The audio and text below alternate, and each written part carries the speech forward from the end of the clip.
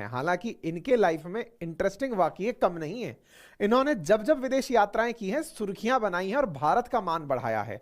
फिर चाहे यूएन के अंदर जयशंकर साहब द्वारा पाकिस्तानियों को मजा चखाना हो, या फिर कनाडा को मजा चखाना हो, अंतर्राष्ट्रीय स्तर पर रूस के साथ में हिमायत करना हो, या फिर अपने पक्ष को रखते हुए रशियंस के सामने, अपने पक्ष को रखते हुए यूरोपियंस के सामने यूरोपियंस को ही आईना दिखा के आना हो, ये तमाम वो बातें हैं जिन्हें लेकर के एस जयशंकर साहब एनी टाइम सुर्खियों में बने रहते हैं।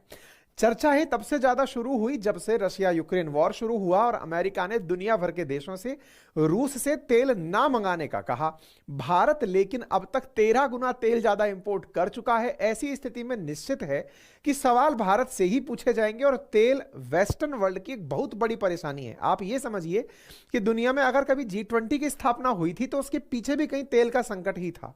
यानी तेल दुनिया के लिए बहुत बड़ा क्राइसिस है और होना भी चाहिए ना। जिस प्रकार से आप और हम भोजन के बिना नहीं रह सकते, ऐसे इकोनॉमीज, कंट्रीज बिना फ्यूल के नहीं रह सकती, और फ्यूल जहां से आता है उसकी चर्चाएं होंगी ही। जैसे रोटी कपड़ा मकान आम आदमी की जरूरत होती है, ऐसे कंट्रीज के लिए व्यापार और व्यापार के साथ साथ तेल बहुत बड़ी जरूरत होती है।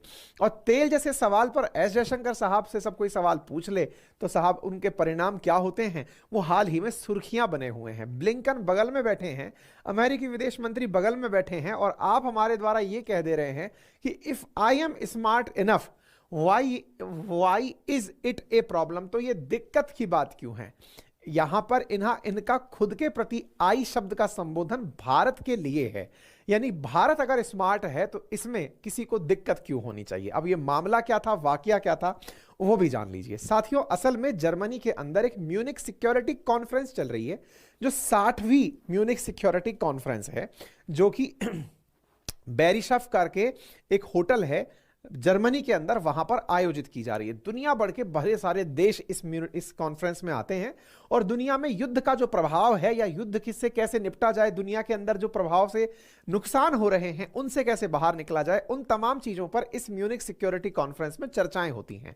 कॉन्फ्रेंस में लगभग 70 से अधिक देश, 140 से बड़े डेलीगेशन सब आते हैं। आप इसका अंदाजा इससे लगा लीजिए कि इसमें जर्मनी के विदेश मंत्री, अमेरिका के विदेश मंत्री, भारत के विदेश मंत्री, चीन के विदेश मंत्री जैसे लोग उपलब्ध हैं।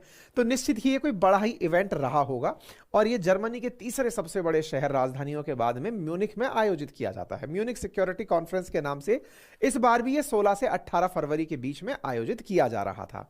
इसका थोड़ा सा इतिहास जान लीजिए ताकि इसकी वैल्यू आपके दिमाग में क्रिएट हो जाए। जो व्यक्ति आपको यहां पर स्क्रीन में दिखाई दे रहे हैं, इनका नाम है एवॉल्ड फॉन क्लाइस्ट। इनके द्वारा इसकी स्थापना की गई थी और कहा जाता है कि ये एडोल्फ फॉन क्लाइस्ट जब सेना में हुआ करते थे तो हिटलर को मारने का सपना देखा करते थे। यानी कि इन्होंने हिटलर को मारने के बारे में भी विचार किया था। तो ऑब्वियस सी बात है, वेस्ट के तो ये पसंदीदा रहे ही होंगे। एडोल्फ फॉन क्लाइस्ट नाम का जो ये व्यक्ति है जिसने इसकी शुरुआत की, 1997 तक ये व्यक्ति चलाता भी रहा इसको अपने स्तर पर 1963 से। लेकिन इसके द्वारा चलाए जाने पर दुनिया भर के लोगों के बीच में मंच बना करके चर्चा करके कि दुनिया में कैसे शांति लाई जाए, कैसे शांति समझौता स्थापित किया जाए, तमाम प्रकार की ये व्यक्ति बात किया करता था। लेकिन जब ये नहीं रहा दुनिया में तो फिर इसकी मेजबानी जर्मनी के पूर्व राजनयिक वॉल्फगांग इशिंगर ने शुरू की। इसके बारे में इतिहास जानना इसलिए जरूरी है कि कई आप में से ऐसे लिसनर्स भी हैं जो यूपीएससी जैसे एग्जाम की तैयारी कर रहे हैं, उन्हें यह जानकारी पता हो कि यह स्थापना होने के बाद में फिर से बदला गया और इशिंगर ने ही इसे म्यूनिक सिक्योरिटी कॉन्फ्रेंस के नाम से नॉन प्रॉफिट कंपनी के रूप में रजिस्टर किया, जो 18 में जाकर के म्यूनिक सिक्योरिटी कॉन्फ्रेंस फाउंडेशन के नाम से रजिस्टर्ड हुई और जिसे दुनिया भर के देशों की तरफ से चैरिटी मिलना शुरू हुई।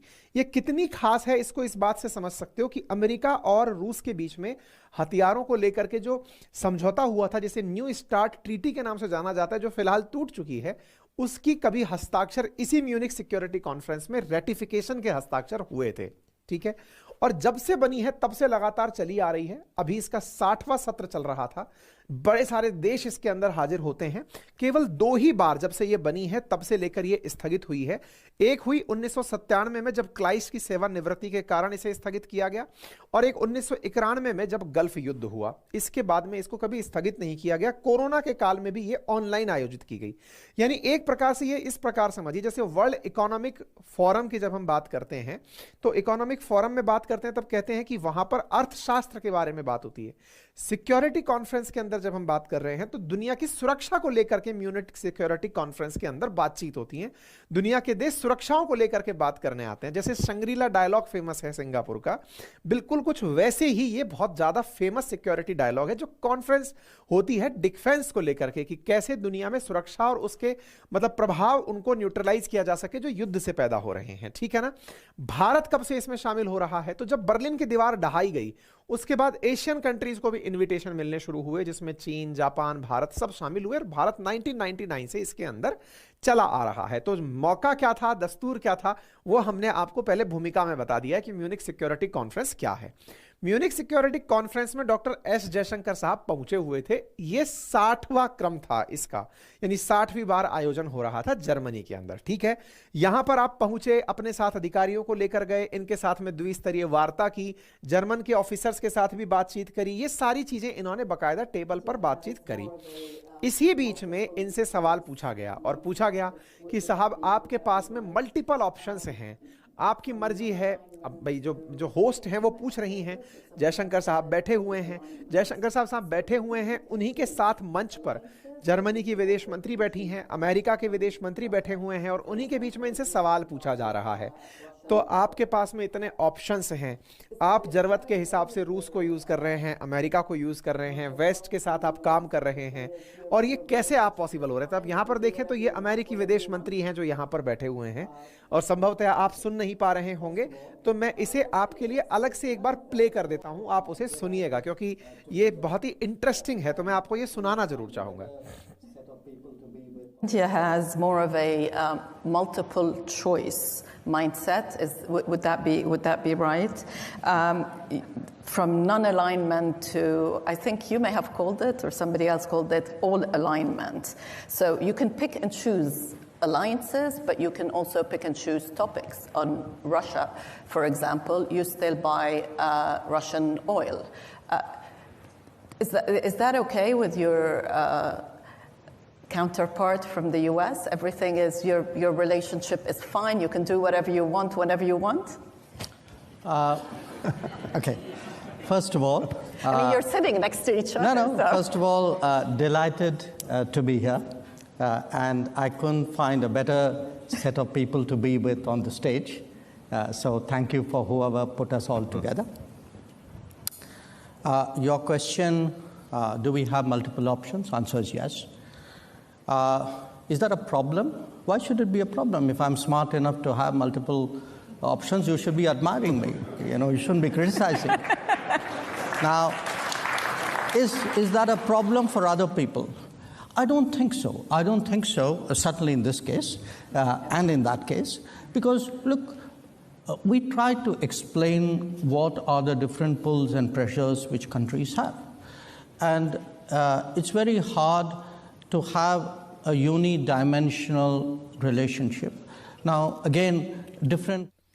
जयशंकर साहब की हाजिर जवाबी आपने इस सत्र में सुनी होगी और जो सवाल था वो कुछ इस प्रकार से था कि do we have multiple options, क्या हमारे पास बहुत से ऑप्शंस हैं? The answer is yes. Is that a problem? Why should it be a problem? If I am smart enough to have multiple options, you should be admiring to me, not criticising me. अगर मेरे पास बहुत से विकल्प हैं तो आपको मेरी तारीफ करनी चाहिए, क्रिटिसाइज ही नहीं करना चाहिए, मेरा विरोध नहीं करना चाहिए। जयशंकर साहब की इस बात ने सभी बैठे हुए लोगों के बीच में एक बहुत ही लाइट मोमेंट क्रिएट किया, लेकिन भारत ने अपनी बात को बहुत ही अच्छे से और स्पष्टता के साथ कहा।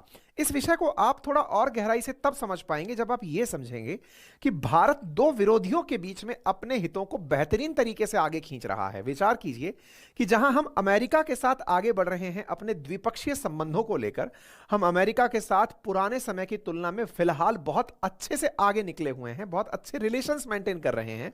वहीं रूस के साथ, जो कि अमेरिका का सख्त विरोधी है, या ये कहिए अमेरिका रूस का सख्त विरोधी है, हम उसके साथ भी व्यापार में ऑल टाइम हाई चल रहे हैं। हमने इतना तेल उनसे खरीद लिया है, हम वहां जाते हैं, उनकी बातें करते हैं, उनके मुद्दों पर उनके साथ बैठते हैं। यानी कि एक अकेला व्यक्ति जो दो अपोजिट पार्टियों के बीच में बैठा है और बैठ करके अपने हितों की पूरी तरह से देखभाल कर रहा है, तो निश्चित ही यह सराहना का पात्र तो बनता है। और यह सवाल भी बहुत सही था। कारण क्या था कि भारत के बारे में कहा जाता था कि जब सेकेंड वर्ल्ड वॉर फिनिश हुआ उसके बाद दुनिया के देशों में यह स्पष्ट हो गया कि कौन किस तरफ जाएगा, यानी कि यूनाइटेड नेशंस बना जरूर था लेकिन अमेरिका एक शक्तिशाली देश बनकर बाहर निकला था। शक्तिशाली देश था, दूसरी तरफ रशिया था।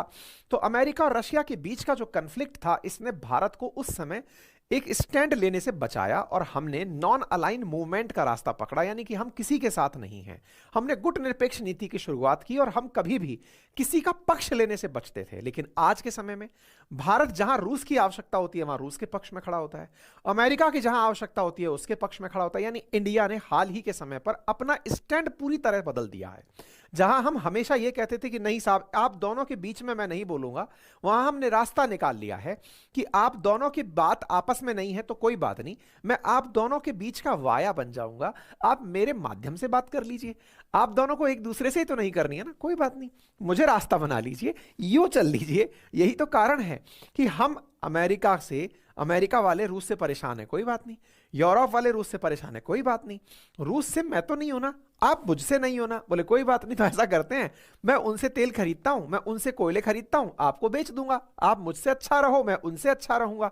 और ये दुनिया को पहली बार ही दिखने में मिला। हालांकि कौवा भी हंस की चाल चलने निकला था। इमरान खान जो जेल में है वो भी हमारी होड़ा होड़ रूस से अच्छा व्यवहार करने निकले थे, लेकिन अमेरिका ने झांप लिया उसको। अच्छा बेटा, हमारी बिल्ली हमको म्याऊ, हम तुमको रोटी देकर बड़ा किए और तुम हमसे निकलकर उनसे हाथ मिलाने जा रहे हो। इंडिया तो वो है जो डे वन से, जब हम तुम्हारे साथ खड़े थे तब से वो रूस के साथ खड़ा है भाई। उसका तो समय है, आज इंडिया अपने समय का यूटिलाइज कर रहा है। तो ऐसी स्थिति में इंडिया ने अपनी बातों को इतनी अच्छे से रखा, ये एक मतलब अच्छे दिमाग की, एक इंटेलिजेंट दिमाग की बहुत बड़ी पहचान है। यहां एक बात और अच्छे से निकल कर आई, और जो विशेष रूप से ऐसा छात्र वर्ग है जो तैयारियों में है, जो किसी इंटरव्यू की तैयारी में है या कहीं पर भी अपनी बातें रख रहा हो, वो इस बात पर बहुत फोकस करे। यहां पर जयशंकर साहब ने एक बहुत अच्छी बात मेंशन करी है, और बात क्या है